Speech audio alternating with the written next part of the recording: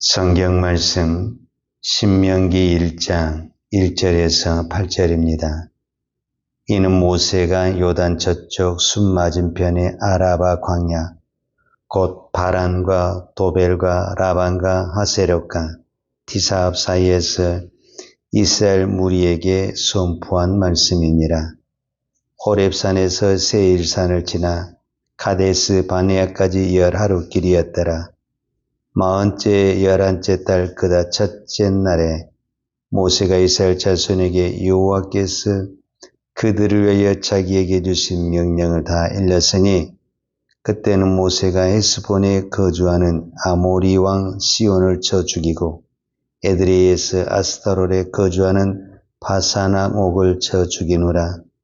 모세가 요단 저쪽 모압 땅에서 이 율법을 설명하기 시작하였더라 일렀으되 우리 하나님 여호와께서 호렙산에서 우리에게 말씀하여 이르시기를 너희가 이 산에 거주한 지 오래니 방향을 돌려 행진하여 아모리 족속의 산지로 가고 그 근방 곳곳으로 가고 아라바와 산지와 평지와 네겝과 해변과 가나안 족속의 땅과 레바논과 큰 강 유브레데까지라 가라. 내가 너희 조상 아브람과 이삭과 야곱에게 맹세하여 그들과 그들의 후손에게 주리라 한 땅이 너희 앞에 있으니 들어가서 그 땅을 차지할지니라. 아멘. 오늘부터 우리가 신명기 말씀을 살펴보도록 하겠습니다. 2023년 새해가 됐습니다. 그럼 우리가 새해가 됐다고 해서 새롭고 변화된 것은 별로 없습니다. 어제와 별 차이 없는 하루하루 삶입니다. 우리는 작년에도 이 매일 성경으로 하나님의 말씀을 묵상했던 것처럼 올해도 하나님의 말씀을 새벽마다 매일 성경으로 묵상할 것입니다. 어떤 분이 이 매일 성경, 즉 날마다 이렇게 묵상한 것을 밥상에 비유했습니다. 그러니까 곧 묵상은 밥상이다 이렇게 표현을 했는데 우리는 날마다 밥을 먹습니다. 그런데 지루하지도 않습니다. 그리고 날마다 먹는 밥이 날마다 새로운 것을 먹지 않습니다. 그저 어제 먹었던 것 오늘 먹고 오늘 먹었던 것 내일 먹습니다. 우리가 흔히 말한 대로 그 밥이 그 밥입니다. 그런데 우리가 그 밥을 먹었기 때문에 성장을 했고 영양분을 받아서 일도 하고 건강을 유지하는 것입니다. 우리가 하나님의 말씀을 읽을 때 어떤 부분에서는 날마다 밥을 먹는 것과 같습니다. 어제 먹는 밥이나 오늘 먹는 밥이나 사실은 그 밥이 그 밥입니다. 그러나 이 밥을 먹어야만이 우리가 살 수가 있습니다. 육체적으로도 밥을 먹어야만이 살 수가 있는 것처럼 영적으로도 밥을 먹어야 사는 것입니다. 그래서 오늘 또 우리가 이 말씀을 먹을 때 특별한 것이 없습니다. 그런데 이 밥을 먹어야 살기 때문에 우리는 날마다 밥을 먹는 것처럼 하나님의 말씀을 먹는다. 이렇게 우리가 생각하면 날마다 우리가 하나님 앞에 기도하고 또 예배하고 말씀을 먹는 것이 아주 편합니다. 그럼 밥 먹는 것이 편해야 됩니다. 그래야 그 사람이 건강한 사람입니다. 밥을 먹는 것이 너무 힘들고 괴롭고 어려우면은 그건 건강한 사람이 아닙니다. 우리가 하나님의 말씀을 읽을 때도 더 편하게 늘 하나님의 말씀을 가까이 하는 것, 이것이 건강, 즉 영적인 건강이다라고 말할 수 있습니다. 오늘은 신명기 1장을 통해서 신명기 이 전체적인 부분을 살펴보도록 하겠습니다. 이 신명기란 이름은 어디에서 나오게 됐냐면 신명기 17장 18절에 보면 성경은 이렇게 번역이 되어 있습니다. 그가 왕이 오르거른 레위 사람 제사장 앞에 보관한 이 율법서를 등사하여 그랬거든요. 여기서 어떤 단어가 나오면 율법서를 등사한다 이렇게 표현이 됐어요.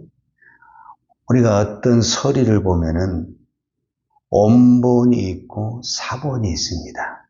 원본은 하나고 사본은 말 그대로 베끼든지 아니면 복사하든지 여러 개가 나올 수 있는 겁니다.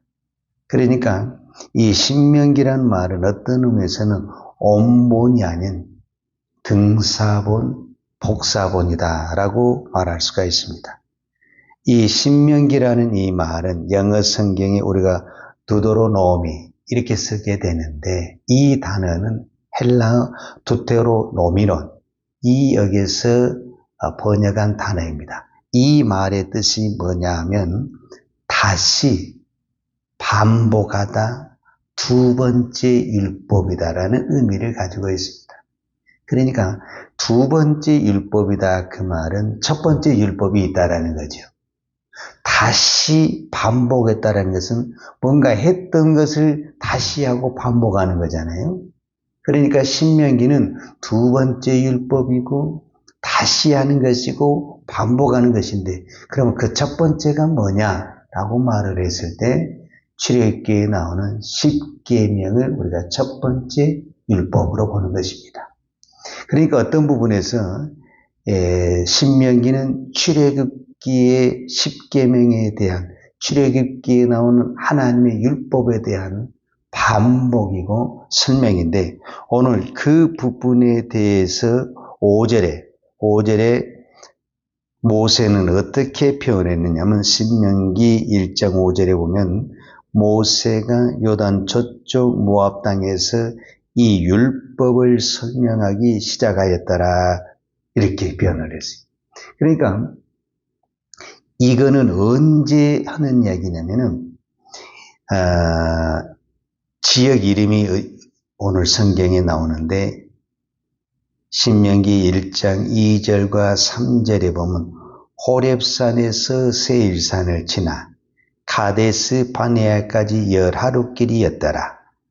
40째 11째 달 그 달 첫날에 모세가 이스라엘 자손에게 여호와께서 그들을 위하여 자기에게 주신 명령을 다 일렀으니 그랬어요. 그러니까 이 신명기를 볼 때는 우리가 지역 이름을 몇 가지 좀 구별을 해야 되는데 그 지역의 이름을 어떻게 우리가 구별하면 쉽냐 하면 첫 번째 율법이라고 말할 수 있는 이 10계명은 어디에서 받았냐면 시내산에서 받았습니다. 근데 우리가 시내산을 호렙산, 시내산 이 두 단어를 씁니다. 그러니까 호렙산이라는 말과 시내산이라는 말은 같은 산의 이름이다. 이렇게 표현할 수가 있는데 이것에서 받은 이 율법을 모세는 어디 가서 이야기했냐면 모세가 그 요단강을 바라보는 그 산, 그러니까 이게 신명기 34장인데 신명기 34장의 누보산입니다. 이 누보산에서 요단강 맞은편 이 요단강에서 바라보이는 저 여리고성을 보는 그쪽에서 이 설교, 즉 설명을 하고 있다 이렇게 표현했는데 엄격히 말하면 모세 설교다 이렇게 말할 수가 있습니다. 그러니까 모세의 입장에서는 애굽에서 빠져나온 이 백성이 40년이 됐는데 이 40년이 된 이 백성이 이제 요단강을 건너서 가나안 땅을 들어가야 되는데 문제는 모세가 가나안 땅을 들어가지 못합니다. 모세가 가나안 땅에 들어간다고 한다면 어쩌면 신명기는 기록되지 않았을 수도 있어요. 왜냐하면 거기 가서 또 가르치면 되니까. 근데 이 백성은 요단강을 건너서 가나안 땅을 가야 되는데 본인은 거기를 들어가지를 못하는 거예요. 그러니까 이 들어가는 이 백성에게 앞으로 가나안 땅에 들어가서 어떻게 살아야 될 것인가를 가르치고 설명할 필요가 있는 거죠. 지금 우리가 새해를 맞이해서 우리는 새로운 것보다는 걱정이 많습니다. 올 한 해도 우리가 무엇을 해서 어떻게 먹고 사냐, 그런 생각을 하죠. 마찬가지입니다. 모세는 지금 이 이스라엘 백성들이 가나안 땅에 들어가면은 어떻게 먹고 살 거냐, 거기에 대한 걱정이 아니라 먹고 사는 것은 하나님이 책임을 지는데, 문제는 이 백성이 하나님의 율법을 떠나지 않냐고 어떻게 잘 지켜 사느냐, 이것이 모세의 걱정이고 염려입니다. 그래서 율법에 대한 반복, 두 번째 설명이다라고 표현을 하는 것입니다. 우리가 잘 아는 대로 이스라엘 백성은 애굽에서 430년이라는 긴 시간 동안 몇 년을 빼놓고 거의 종노릇 하다시피 하면서 생활을 했습니다. 이 430년이란 긴 시간 속에서 이스라엘 백성들은 노예 생활이 몸에 배었고, 문화가 애굽의 문화 생활에 몸에 배었습니다. 이 백성이 애굽을 딱 나왔던 순간 그러면 하나님의 백성이 되느냐? 그렇지 않습니다. 이제 이 백성이 가나안 땅에 들어가서는 애굽의 백성이 아닌 하나님의 백성으로 살아야 됩니다. 우리는 이사를 간다, 지역을 옮긴다, 새해가 된다, 그럼 자동으로 새로운 사람이 되는 것으로 생각을 하는데 그렇지가 않습니다.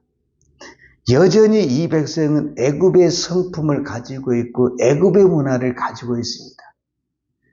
가나안 땅에 가서는 절대로 애굽의 성품을 가지고 살면 안 되고 애굽의 문화를 가지고 살아서도 안 됩니다. 이제 가나안 땅에 가서는 하나님의 백성으로 하나님의 성품을 가지고 살아야 됩니다. 그러면 뭔가 지금 이 변화가 필요합니다. 이 변화. 이 변화를 할 수 있는 이 시간과 공간이 필요한데, 이 시간과 공간이 어디냐면은 광야입니다. 그래서 이스라엘 백성들에게 광야가 필요한 것입니다. 이 광야를 통해서 애굽에서 문화, 애굽에서 성품을 벗어버리고 이제는 앞으로 새로운 땅에 가서 살 하나님의 백성, 하나님의 나라의 삶을 살아야 되는데, 그 가장 기준이 되는 것이 무엇이냐라고 말을 했을 때 그것이 바로 믿음입니다. 이스라엘 백성들이 광야에서 믿음으로 살아 연습을 하고 실제적으로 가나안 땅에 들어가서는 믿음으로 살면은 그 어떤 적도 다 물리치고 해결이 되는 것입니다. 그런데 믿음으로 살지 못하게 되면은 그 땅은 들어가지도 못하고 다 망하게 되어 있습니다. 그러니까 이 구약이나 신약이나 사도 바울도 로마서 1장 17절에 말씀하셨는데, 오직 의인은 믿음으로 산다. 즉 구약이 구원이 이 애굽에서 탈출해서 부르심을 받은 이 백성이 이제는 더 이상 애굽의 방식이 아닌 하나님의 방식으로 살아야 되는데, 그 하나님의 방식에 가장 우선이 되고 기준이 되는 것이 무엇이냐라고 말을 했을 때 그게 믿음이라는 것입니다. 이 믿음이 안 되면 비록 애굽에서는 나왔다 할지라도 광야에서 죽을 것이고, 이 믿음이 안 되면은 가나안 땅에 들어갈 수가 없습니다. 오늘 성경에 이 말씀이 나왔잖아요. 2절에 보면 호렙산에서 세일산까지. 자, 호렙산에서 세일산까지가 열하루길이에요.